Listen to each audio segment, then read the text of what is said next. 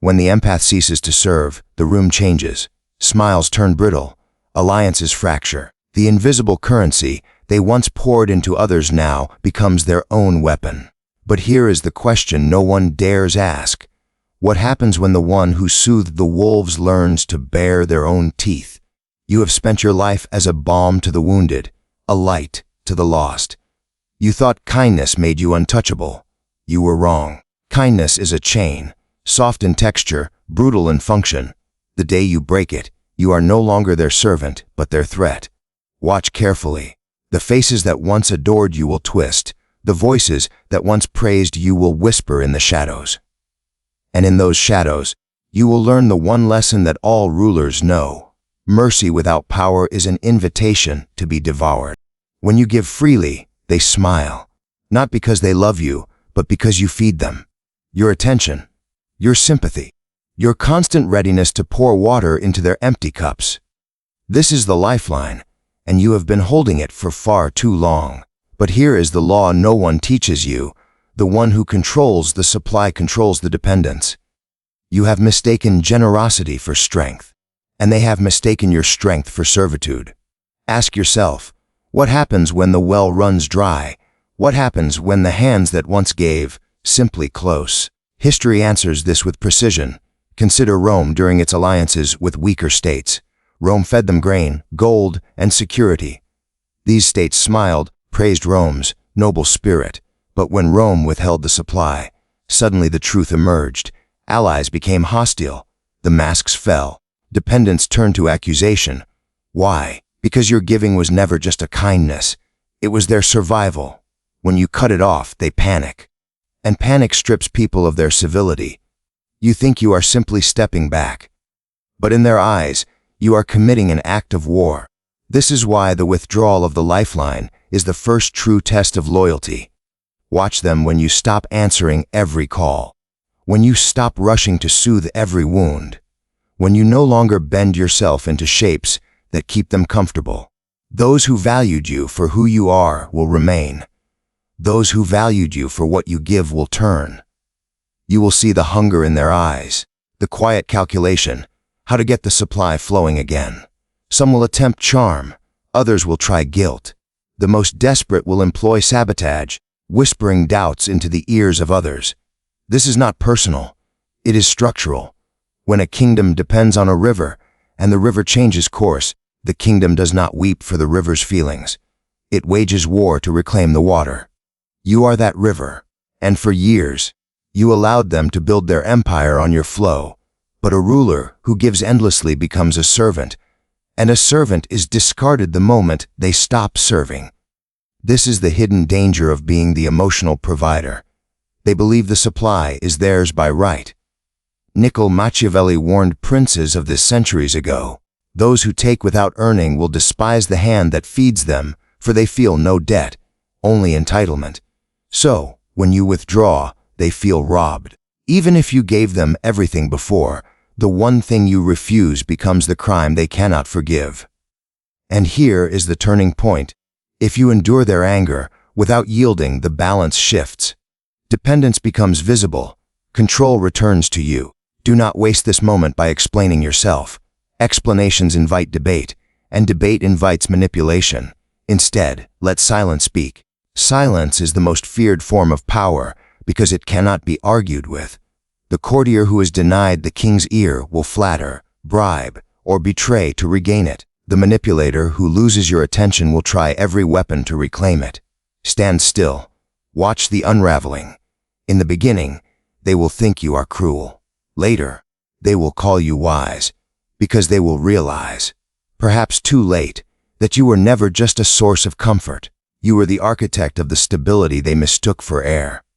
The withdrawal of the lifeline is not an act of cruelty.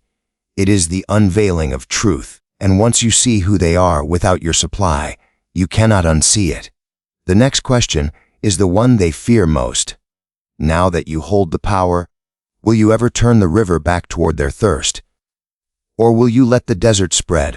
When you stop pleasing, the mask falls. It is a law of human nature few dare to test, because they fear what they will see. But you are about to see it. For years, They smiled at you, not because they loved you, but because you played your part. The agreeable one, the soft voice in the storm, the dependable resource they could count on to bend, to yield, to absorb their weight. You thought it was affection. But in truth, it was performance, and every performance wears a mask. Understand this, the mask is not decoration, it is armor. It hides the hunger, the envy, the irritation they dare not reveal, so long as you keep them comfortable. But the day you stop pleasing, the day you set a boundary, refuse a request, or simply fail to bend, the mask will crack. I will tell you why. When you meet a person's needs without friction, they can maintain their image. But the moment you disrupt the supply, their emotions become harder to conceal. It is like a nobleman at court whose purse runs dry. He must sell his velvet robes, and suddenly, the illusion of grandeur is gone. Look to history. When Charles V withdrew his support from certain Italian states, the courtesies ended overnight. Ambassadors who once spoke in honeyed tones spat poison the moment their requests were denied.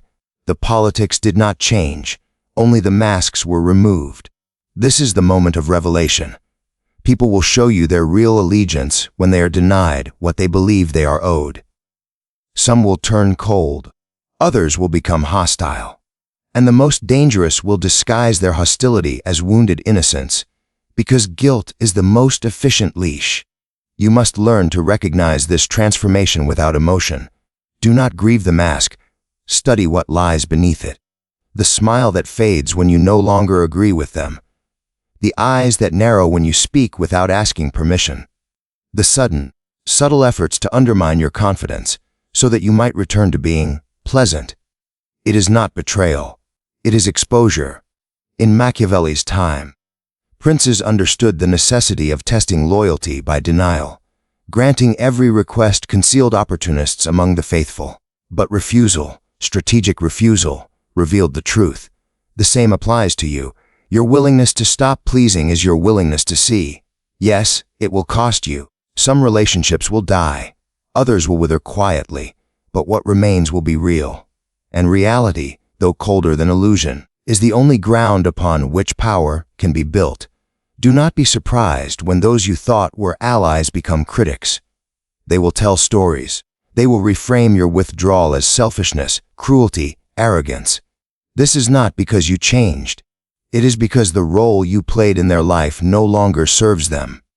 And here is the irony. They will miss you. They will miss the version of you that never forced them to confront themselves. But they will rarely admit it. So watch them closely. Watch how they speak about you in your absence. Watch who keeps showing up without the mask, when there is nothing left for them to take. The mask shattering is not the end. It is the beginning of a different game. A game where you are no longer cast as the servant. A game where they cannot predict your moves, because you are no longer acting for their comfort, but for your own clarity. And once you learn to read faces without the mask, you will start to wonder, how many of them were ever real at all? Silence is not absence, it is a weapon. The weak speak to fill the air, the strong withhold. When you speak, you reveal your position. When you remain silent, you force others to reveal theirs. You have been taught to answer quickly, to reassure, to explain yourself, to keep the peace through words. But words are currency, and the one who spends recklessly will always be poor. Consider the council chambers of Florence. A prince who sat in silence commanded more fear than the one who argued passionately. For in silence, every man projected his own fears, his own doubts, into the void. And a void is far more terrifying than an insult. When you withdraw your voice, you create a vacuum. And nature, as you know, despises a vacuum. Others will rush to fill it.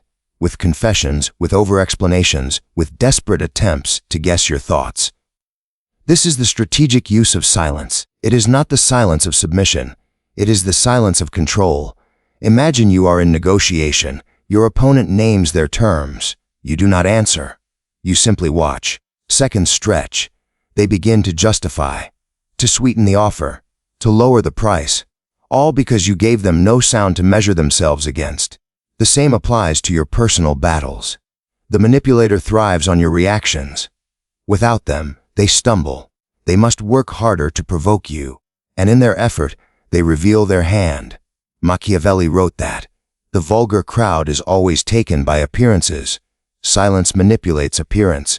It can seem like patience, like wisdom, like judgment. You allow them to see whatever frightens them most, while you say nothing to correct them. In warfare, the most dangerous army is the one that disappears from the battlefield, because the enemy spends its energy preparing for every possible attack. Silence is that disappearance. It multiplies uncertainty. But you must understand, silence has no power without discipline. The undisciplined mind will break under tension and rush to speak, to fill the space, to prove they still exist. The disciplined strategist knows that space is where power grows.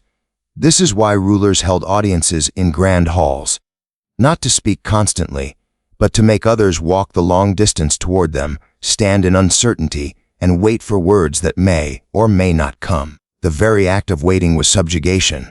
So, when someone tries to bait you into reaction, do not defend yourself. Do not explain. Do not rush to close the gap. Let them feel the weight of your absence. You will notice something strange.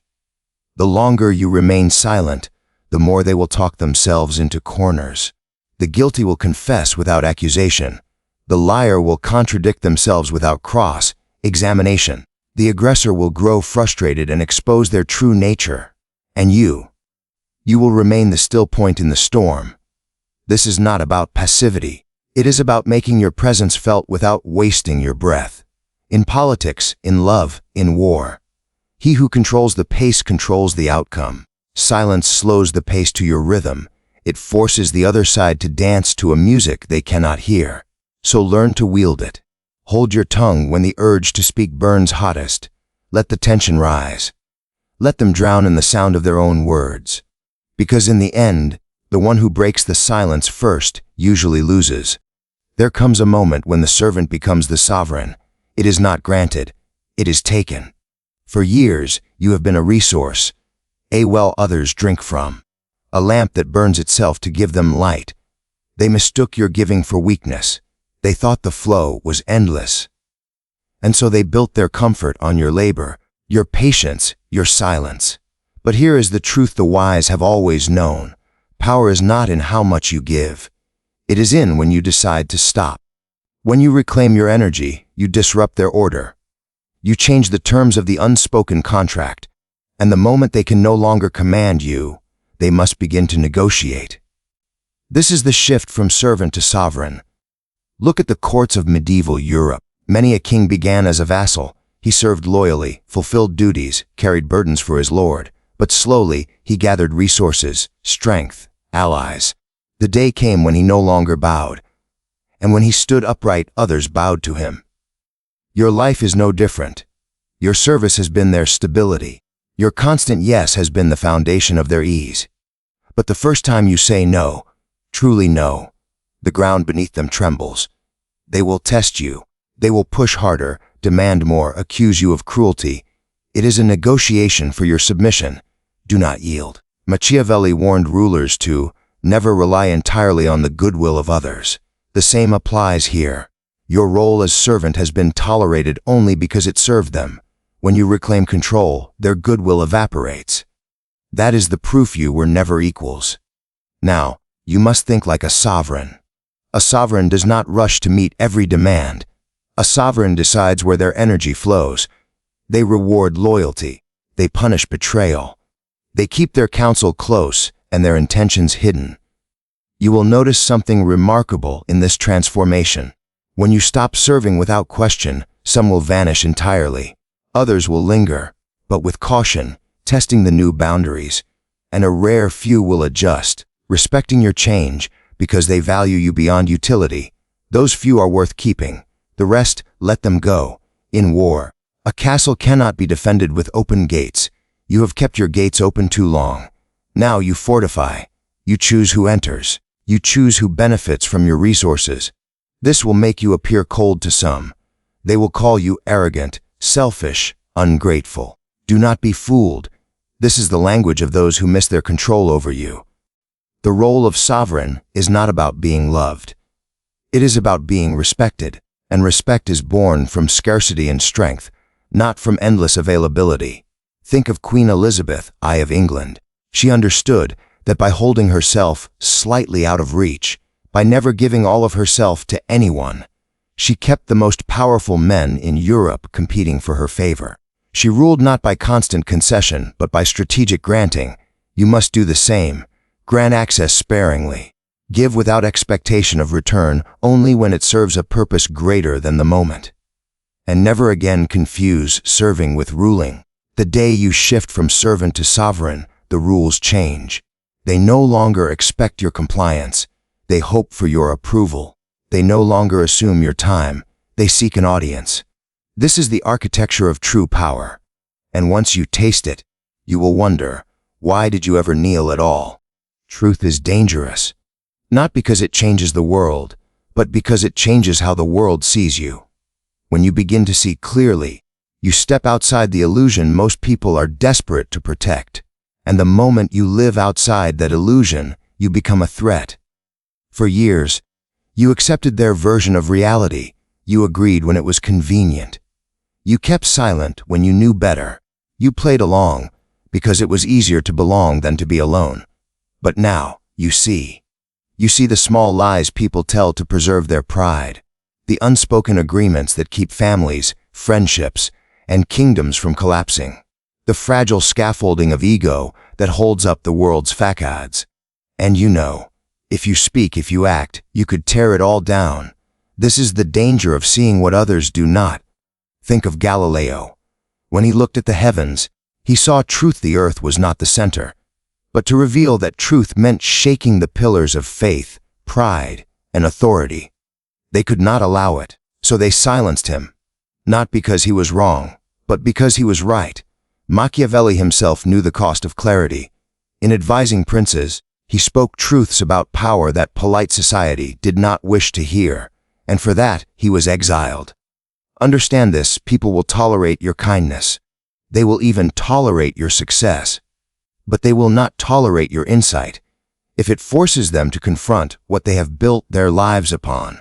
When you start seeing the truth, you strip away the mask of the game. You notice the manipulations, the alliances, the hidden exchanges. And here is the danger. Once you see the board, you can choose to play or to overturn it. That choice terrifies them. A man who does not believe the theater is real cannot be controlled by the script. A woman who knows the smile is false cannot be seduced by it. This is why the seer is often cast as the villain. Because your vision is not convenient. It does not keep the machine running. It makes people hesitate, wondering if they are the fool in the play. In the courts of old, a ruler would execute the messenger who brought bad news, not because the news was false, but because truth carried consequence. It shifted the mood. It planted seeds of dissent. So, when you start seeing, expect resistance, expect denial, expect subtle punishments designed to pull you back into the comfortable lie. You must decide whether to reveal what you know or guard it in silence. Because truth is not always to be spoken. Sometimes it is to be wielded, used at the precise moment when its impact will reshape the game in your favor. The strategist does not reveal every card. You keep some truths hidden, not to protect others, but to preserve your advantage. And if you choose to speak, you do so knowing that every word will either raise your standing or destroy it. There is no middle ground. Seeing the truth is not about moral purity. It is about strategic clarity. It is about knowing who stands with you because they value you, and who stands with you because they are blind. Once you see, you can never go back. The illusions will never again feel solid beneath your feet. And so the question becomes, now that you see the game for what it is, will you play it? Or will you burn the board? Power is not taken by force alone. It is taken by perception, by guiding what they see and blinding them to what you intend. Control is most effective when it feels like freedom. Let them believe the decision was theirs. Let them defend it as if it were their own. Ask yourself, do you wish to be loved or obeyed? Do you want loyalty or control? The answer will decide how you move from here. Every word you speak, every silence you hold, is a step toward their dependence, or your irrelevance. Those who master this art are invisible rulers. Those who fail become pawns in someone else's game. Tell me, what do you see now that you didn't before? Write it below.